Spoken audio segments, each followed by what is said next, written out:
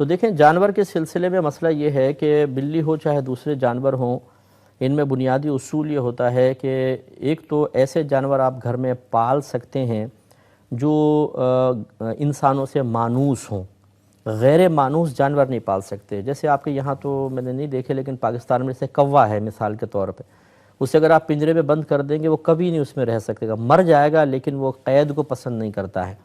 تو پہلی چیز تو یہ کہ جانوروں کے پالنے کے جواز یا عدم جواز میں اصول یہ ہے کہ وہ جانور انسان سے مانوس ہوں۔ دوسرا یہ ہے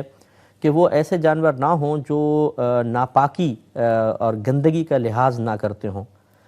بعض بلیاں بہت اچھی ہوتی ہیں، ان کے لیے وہ ایک مخصوص وقت میں مخصوص مقام پہ جا کر مطلب فراغت کرتی ہیں، تو ایسے تو جانور پالنے میں کوئی مسئلہ نہیں ہے۔ لیکن اگر کوئی ایسا بلہ پال لیا، وہ کہیں یہاں پیشاب کر رہا ہے، وہاں کر رہا ہے، ادھر کر رہا ہے،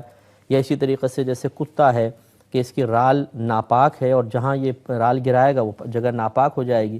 تو اگر اس طرح ناپاکی عام کرنے والا جانور ہوگا تو وہ پالنا منع ہے، لیکن اگر ناپاکی وہ ایک مخصوص مقام پہ مخصوص وقت میں کرتا ہے تو اس کو پال سکتے ہیں۔ تیسرا اس میں بنیادی اصول یہ ہے کہ قرآن یا حدیث نے اللہ تبارک و تعالی یا اس کے رسول کریم صلی اللہ علیہ وسلم نے انہیں پالنے سے براہ راست منع نہ فرمایا ہو۔ جیسے کتے کو پالنے کو سرکار نے منع فرما دیا، سور تو بدرجولہ وہ نجس العین ہے، اس کو نہیں رکھ سکتے ہیں، تو قرآن یا حدیث میں اس کو منع نہ کیا گیا ہو۔